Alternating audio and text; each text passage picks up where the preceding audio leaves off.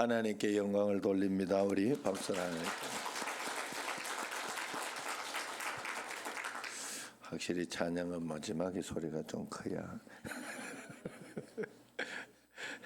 자, 웃자고 하는 이야기야. 옆 사람과 한번 인사합시다. 우리 세상에서는 우리는 교회에서는 이제 우리는 이미 복 받은 사람이니까 새해 복 많이 누리세요 이랬잖아요. 누리라, 우리 교회는 누리라 이렇게 해서 누리세요 했는데 세상에서는 갑진년이라고 이렇게 인사한답니다. 값지게 사세요 이렇게. 자, 우리 한번 갑진년 인사로 시작.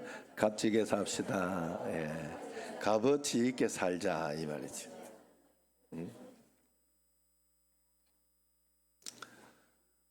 신세계 아파트 살던 그 맹생원이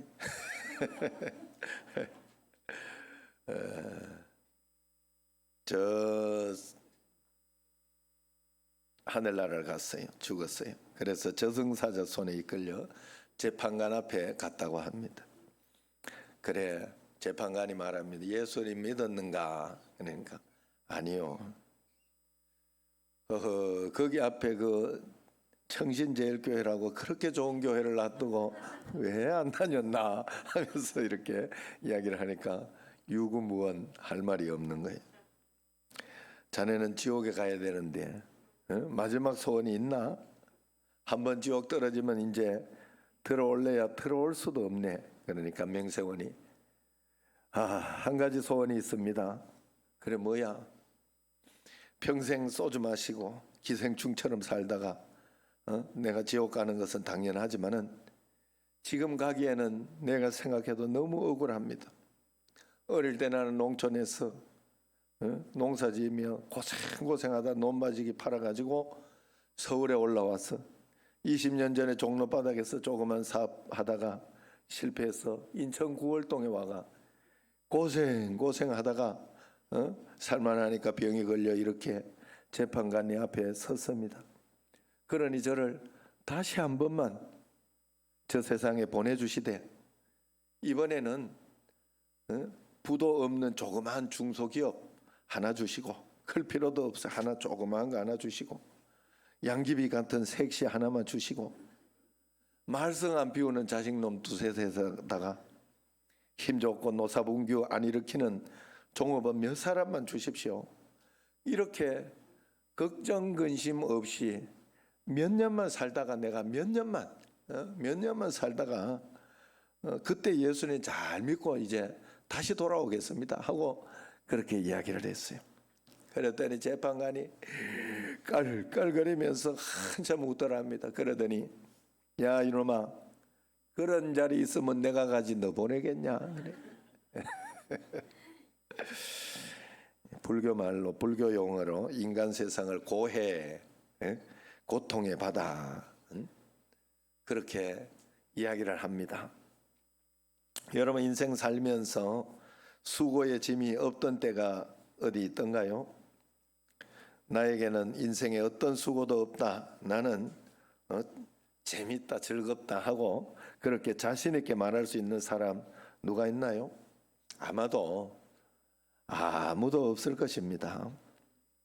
가난한 사람은 가난한 대로 또 돈이 많은 사람은 돈이 많은 대로 돈이 많으면 또 많은 대로 이거 저거 투자하고 뭐 이렇게 하다 보면 그게 사람을 고생을 시켜요. 그것뿐만이 아닙니다. 또 어떤 사람들은 이렇게 100억대 부자인데 자식이 후배 목사님 그 이야기를 하더라니까요. 어머니가 100억대 부자인데 아버지가 남겨준 게 100억이 넘어요. 정말 돈이 많은데 자식이 누워있어요. 자식을 위해서 집을 하나 지어주다가 이 자식이 죽으면 손주는 있지만은 이게 전부 지금 마누라한테 가게 생겼어. 그 이름으로 해가 그래서 짓지 말까 이걸 짓지 말까 하고 병원에서 물었다는 거 아니에요. 자식이. 그랬더니 그 죽어가는 이 자식도 큰 질병 가운데 투병하면서 이렇게 혼수 상태에 있는 그 자식이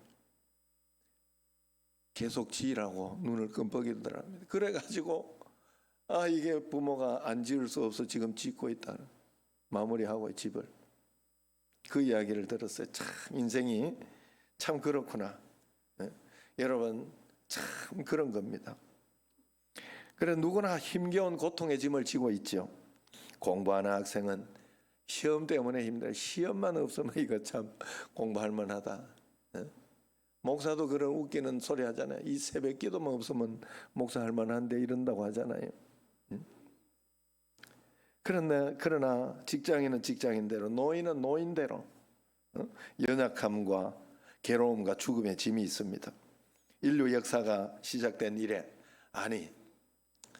에덴 동산에서 쫓겨난 이래로 인류는 괴로움이 떠나가지 않고 있어요. 모든 인간은 고통 속에서 태어나서 고통 속에 살다가 고통 속에 죽어갑니다. 그러기에 세계 정복을 꿈꾸던 나폴레옹이 이런 이야기를 했어요. 세인트 헬레나 섬에 유배되었을 때 나는 지금까지 단 일주일도 행복한 날이 없었다. 저기 바닷가에 넘실거리는 물결은 세상 사람들의 눈물이요, 저기 부는 바람 소리는 세상 사람들의 한숨 소리로 오구나. 그렇게 한탄했다고 합니다. 아기가 보채고 울기 시작합니다. 열이 납니다. 숨을 헐떡거리면서 몰아쉽니다. 아기를 품에 안은 엄마의 마음이 오죽하겠어요. 안타까워서 발을 동동 굴리면서 내가 대신 아파줄 수 있으면 그 병 나한테 줘라. 내가 대신 아파줬으면 좋겠다. 그렇게 이야기하지만 그게 안 되지요. 이게 인생이라는 거예요. 인간은 그 누구도 다른 사람의 인생의 짐을 대신 져줄 수가 없습니다. 그래서 늘 하는 이야기가 다른 사람이 질병이 암이 걸리고 아니면은 죽을 어떤 고비에 있어도 나 감기만 못하다 하는 게 인생이에요. 나 조그마하게 지금 아픈 이것만 못한 게 인생이에요. 인류 중에 그래서 그 누구도 이 무거운 짐을 대신 져준 사람은 아무도 없습니다. 이순신 장군도, 세종대왕도, 알렉산더 왕도, 마호메도, 석가도, 공자도 아무도 자신의 괴로움을 안고 가다가 그 괴로움을 안고 죽었지. 자기가 죽어서 무덤을 가지고 있는 사람이 어찌 다른 사람을 살릴 수가 있겠어요? 그러나 오늘 예수님은 다릅니다. 예수님은 이렇게 말씀하고 있어요. 수고하고 무거운 짐진 자들아 다 내게로 오라. 다 오라 그랬어요. 한 사람도 예외 없이 내가 너희를 쉬게 하리라. 할렐루야. 저는 예수님 믿으면서 가장 행복하고 좋은 것이 회개의 축복입니다. 회개의 축복. 살면서 참 실수를 많이 해요. 살면서 여러 가지로 살면서 우당탕거리고 가정에서도 싸울 때도 있고 막 그랬어요. 자식에게도 함부로 하기도 하고 또 자식이 말 안 들을 때는 또 너무 속상하고 그러면서 살았지만은 그럴 때마다 하나님 앞에 죄책감이 느껴지고 또 잘못할 때가 얼마나 많습니까? 사람이라는 게. 그런데 하나님은 회개의 축복. 회개하기만 하면 용서해 주시네. 그 회개의 축복을 제일 많이 받은 사람이 우리 아버지. 어떻게 그렇게 돌아서면 매일 한 번은 회개했는 것 같아요. 그런데 여러분 우리가 하나님 앞에 이렇게 회개를 하면 다 용서해. 그런데 오늘 여기 수고하고 무거운 짐이 있는 우리 모두도 다 주님께 오라고 합니다. 오면 쉬게 해주겠다. 쉴 수 있도록 주겠다. 그렇게 해주겠다 이야기야. 얼마나 감사합니까? 여기 수고한다는 말은 능동태예요. 능동태. 그래서 사서 고생하는 그 능동적인 고생을 의미하고요. 무거운 짐은 원문에 수동태로 되어 있습니다. 그래서 이 피동적인 고생을 이야기합니다. 원치 않는 환경 속에서 겪는 그런 고생. 어떤 것은 내가 사서 고생을 하고 어떤 것은 내가 원치 않는 것 때문에 너무 고생이 되고 이게 바로 인생이라는 거예요.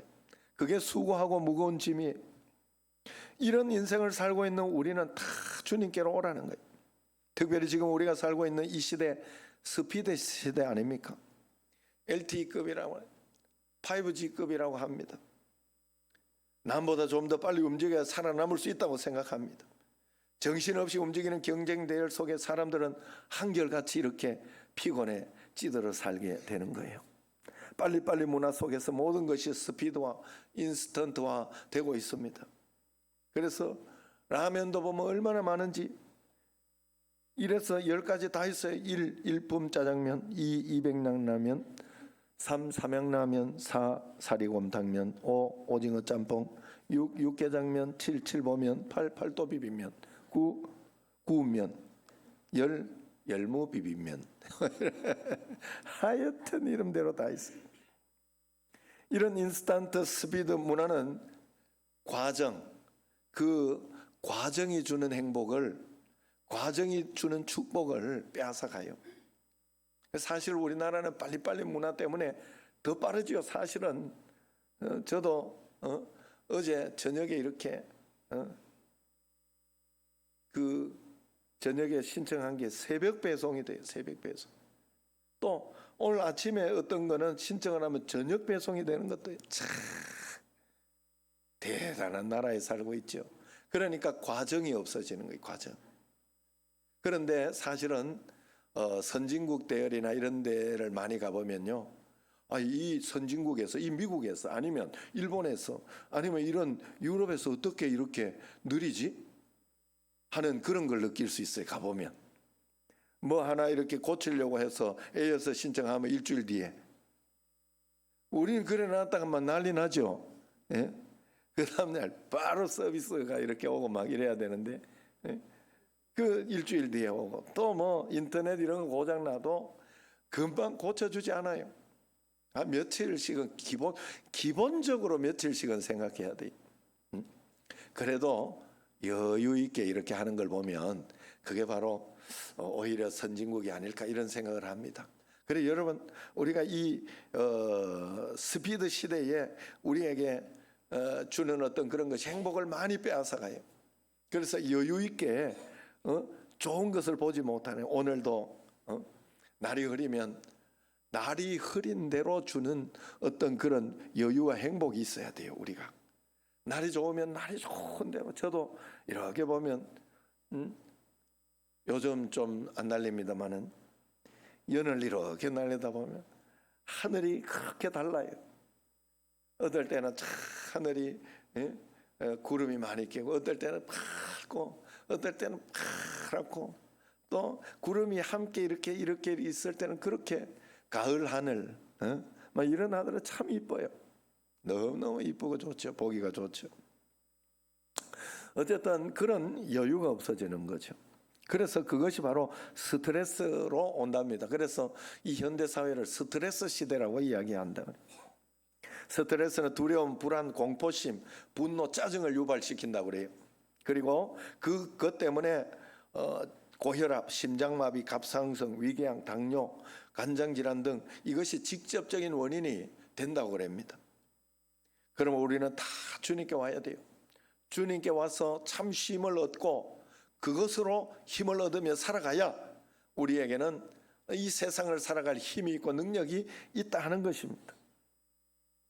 지금은 쉬어야 할 때입니다 하는 그런 글이 있더라고요. 여러분 한번 잘 들어보세요.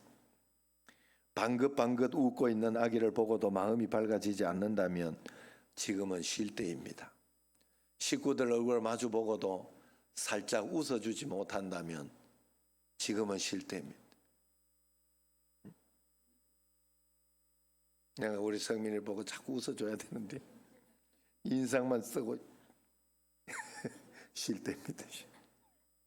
아침에 눈을 떴을 때 창문을 비추는 그 아침 햇살이 눈부시게 느껴지지 않는다면 지금은 쉴 때입니다. 사랑하는 사람의 하루가 궁금하지 않고 전화도 기다려지지 않는다면 지금은 쉴 때입니다. 오랜만에 걸려온 친구의 전화를 받고 바쁘다는 말만 하고 끊었다면 지금은 쉴 때입니다. 아름다운 음악을 들으면서도 소리만 들릴 뿐 마음에 감동이 흐르지 않는다면 지금은 쉴 때입니다. 슬픈 영화를 봐도 눈물이 나오지 않고 슬픈 연극을 보면서 저건 극본에 의한 것이라는 그런 생각이 든다면 지금은 쉴 때입니다. 오래된 사진첩을 넘기다가 반가운 얼굴을 발견하고도 궁금해지지 않는다면 지금은 쉴 때입니다. 사랑하는 사람과 헤어진 뒤 멀어지는 뒷모습을 보기 위해 한 번 더 뒤돌아보지 않는다면 지금은 쉴 때입니다.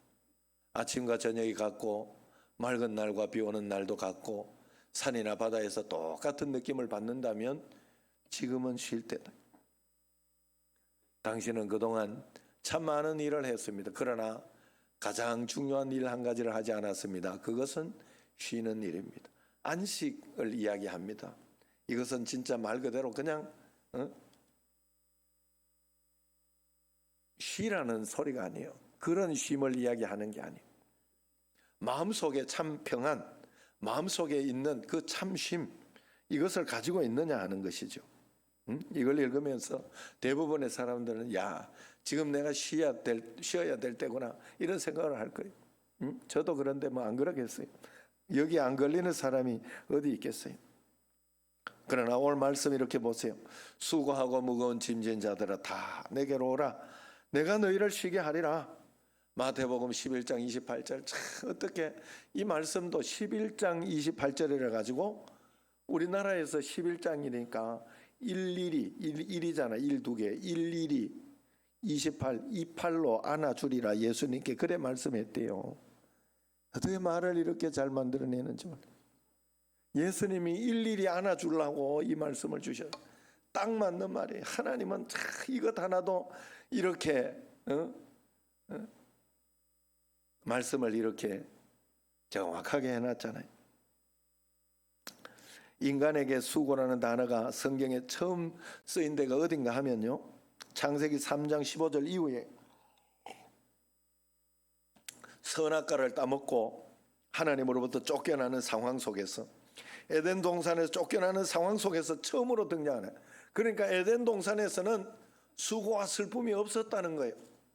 하나님과 온전히 믿음으로 살아가는 그 아담과 하와는 그때는 이는 내 사랑하는 자요 뭐 이렇게 내 뼈 중에 뼈요 살 중에 살이로다 하면서 그렇게 아름다운 사랑을 하고 있었다는 거예요. 그러나 쫓겨나면서부터 여자에게 네가 수고하고 자식을 낳을 것이다. 3장 16절에 남자에게는 너는 평생에 수고하여야 그 소산을 먹으리라. 수고라는 말이 나옵니다. 그러면 내가 너희를 쉬게 하리라 주님께서 약속해 주셨는데 어떻게 쉬게 한다는 말입니까?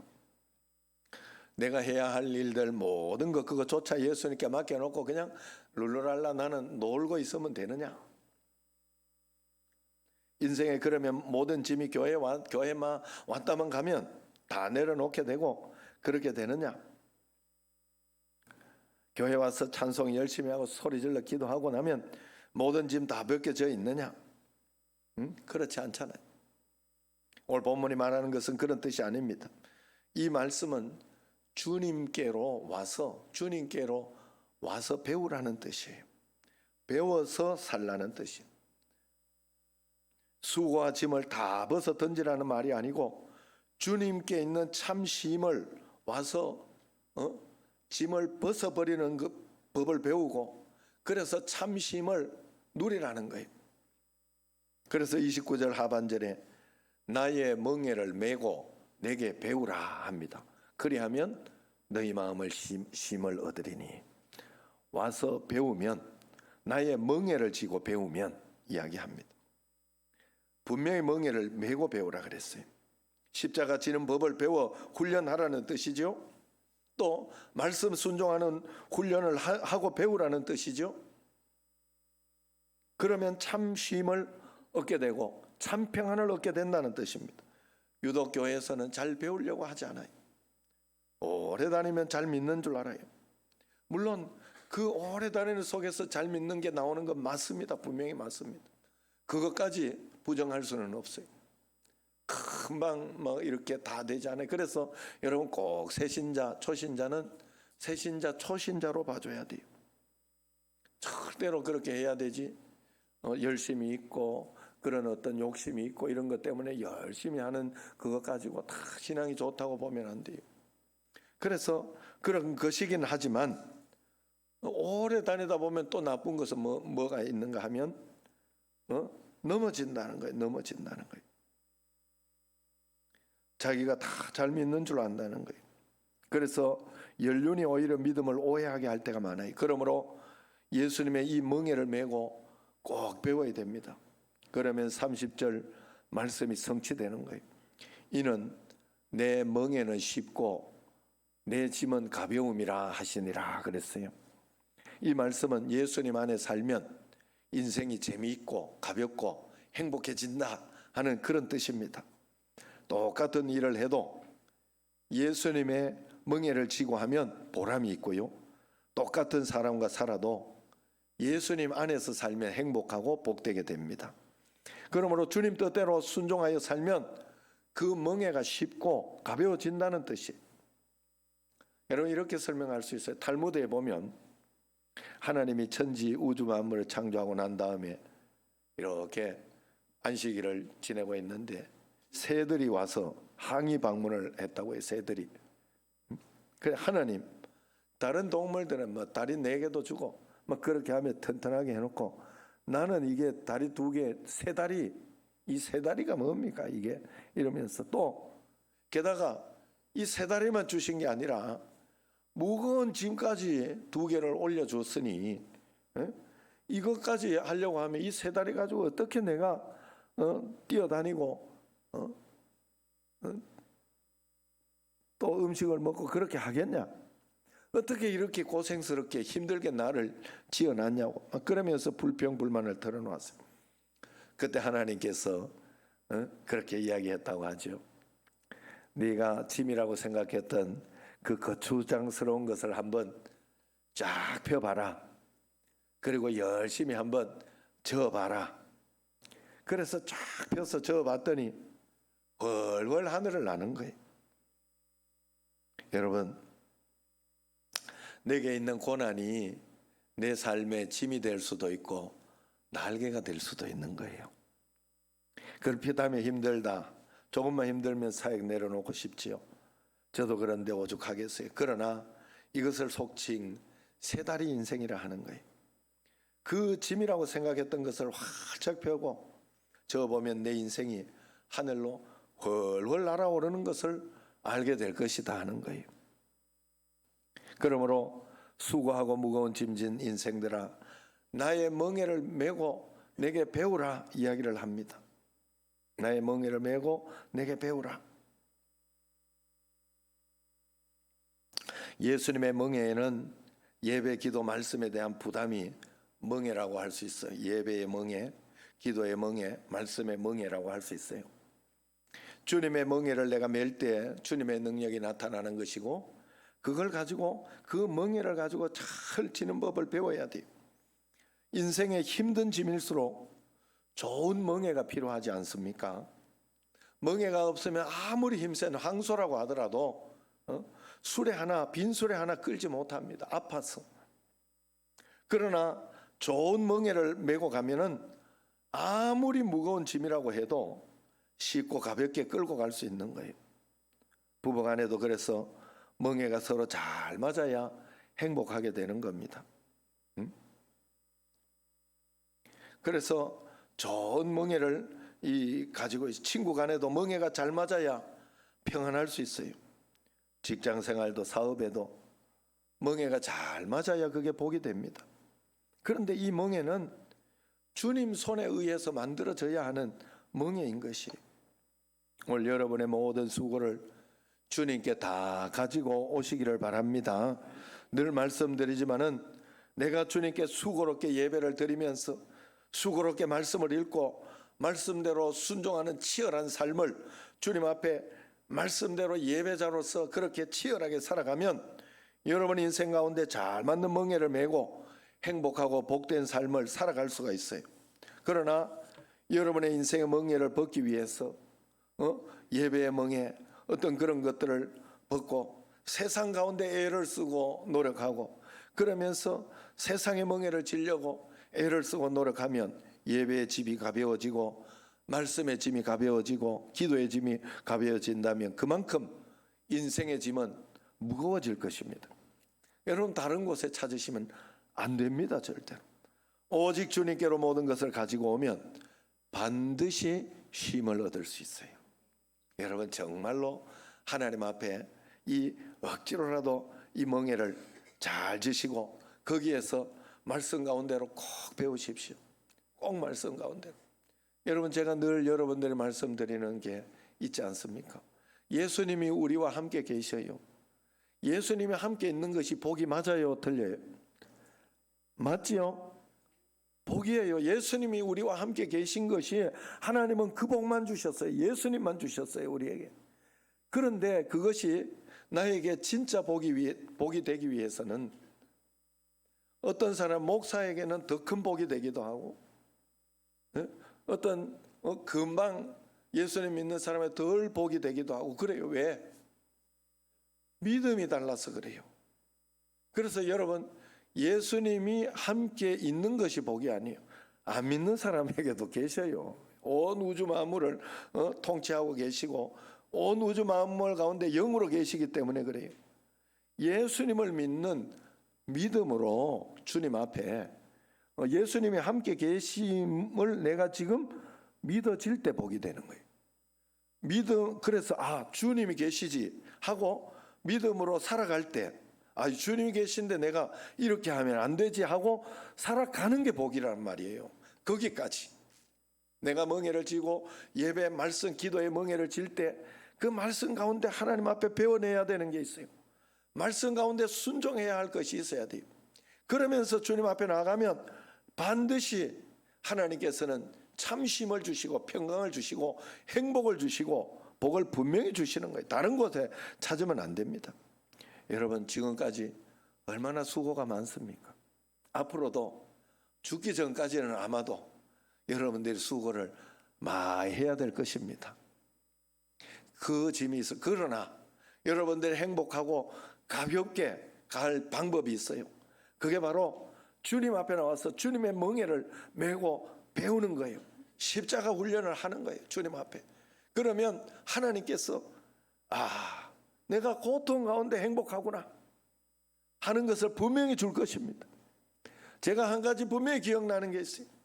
우리 어머니가 8번째 집을 도망갔을 때, 인생이 8번이나 집을 도망가면 얼마나 인생이 피곤하고 얼마나 불쌍합니까?